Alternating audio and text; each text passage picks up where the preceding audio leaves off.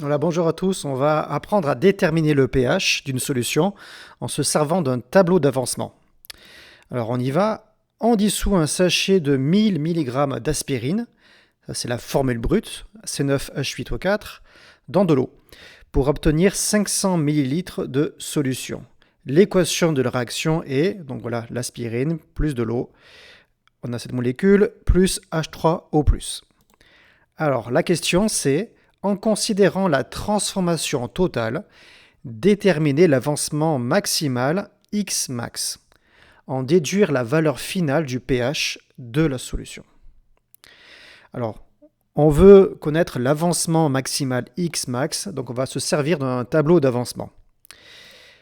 Alors, j'ai réécrit l'équation qui est donnée dans l'énoncé, et on a donc l'état initial, état final.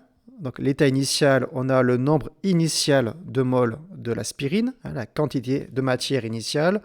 L'eau, c'est le solvant, donc c'est en excès, excès. Évidemment, au départ, 0, 0. Il n'y a aucun produit qui a été formé.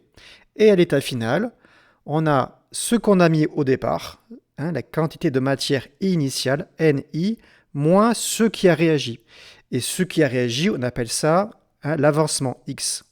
Et là, comme c'est à la fin de la réaction, c'est X final, X indice F.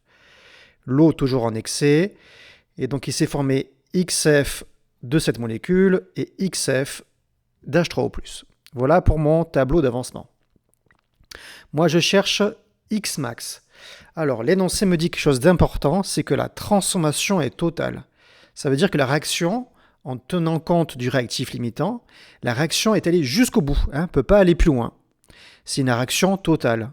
Et comme c'est le cas ici, on peut écrire cette égalité, l'avancement final, XF, égale l'avancement maximal, X max. Parce que c'est le cas ici, la réaction est allée jusqu'au bout de ce qui est possible. XF égale X max. Alors je vais d'abord chercher XF. Comme ici l'aspirine c'est le réactif limitant, vu que l'autre est en excès, c'est forcément le limitant, à la fin, il n'y en a plus. Il n'y a plus de cette molécule, donc forcément, Ni moins XF égale 0. C'est ce que j'ai écrit ici. Ni moins XF égale 0. Toute l'aspirine a réagi. Et je vais isoler XF.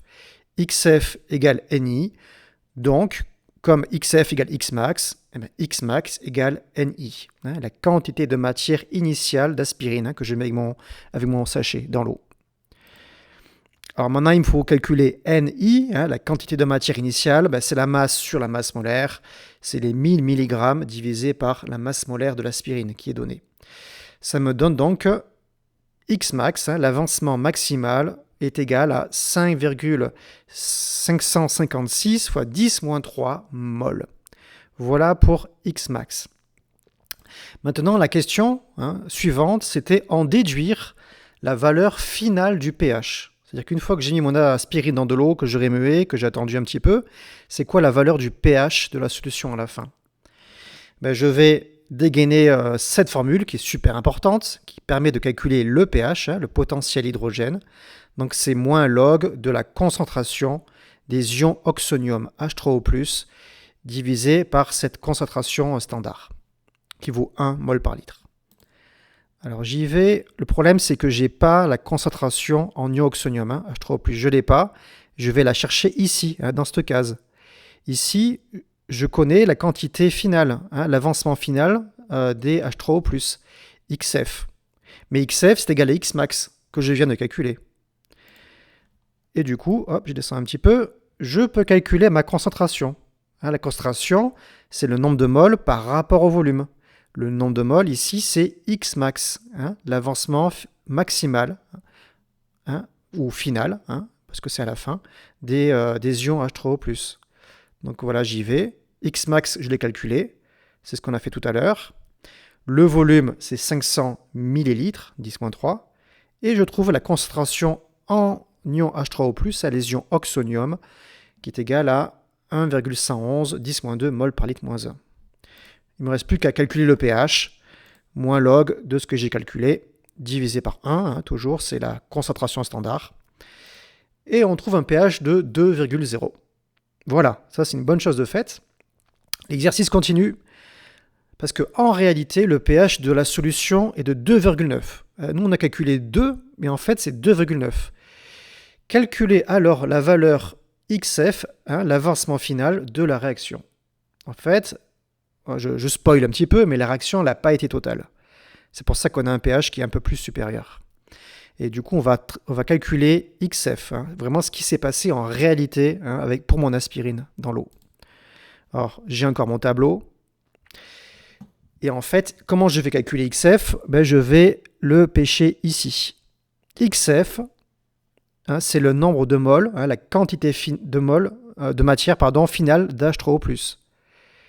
Comment je trouve cette quantité de matière finale d'H3O+? Le nombre de moles, c'est la concentration fois le volume.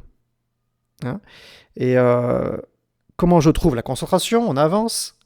En H3O+, je me resserre de ma formule, pH égale moins log de H3O+, sur C0.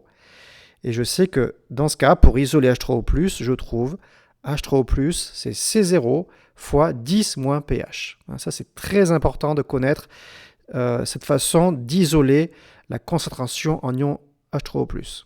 Donc je reprends à l'envers. Si j'ai le pH, je peux trouver la concentration en H3O+. Si j'ai la concentration H3O+, je peux trouver le nombre de moles, la quantité de matière d'H3O+. Et si j'ai la quantité de matière d'H3O+, je trouve X final. Ok, c'est ça le chemin en fait, en 2-3 étapes. Donc j'y vais. Je calcule le nombre de finales d'H3O+, concentration fois volume, C0, 10 moins pH fois volume. Hop, on va le faire. Donc voilà, concentration standard, c'est 1 mol par litre. 10 puissance moins pH, donc 10 moins 2,9 fois le volume, toujours 500 ml. Je trouve X final, donc l'avancement final, est égal à 6,3 10 moins 4 mol. Voilà l'avancement final réel que j'ai trouvé en fait grâce au pH. Grâce au pH, j'ai eu les ions oxonium. Grâce aux ions oxonium, j'ai trouvé X final. La question, et la dernière, je vous rassure, c'est que maintenant on va comparer les deux avancements. On compare l'avancement final, réel, dès qu'il s'est vraiment passé, et l'avancement maximal, si la réaction aurait été totale.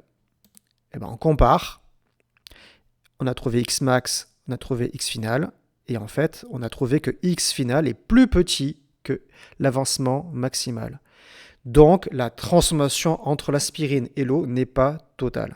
C'est ce que j'ai spoilé tout à l'heure. Si le pH était plus important que ce qu'on avait prévu, c'est que la réaction n'a pas été totale. Il y a eu un équilibre en fait qui fait que la réaction s'est arrêtée avant d'aller jusqu'au bout. Voilà, bravo à vous, vous êtes allés jusqu'au bout. N'hésitez pas à refaire ce genre d'exo qui est important pour le bac.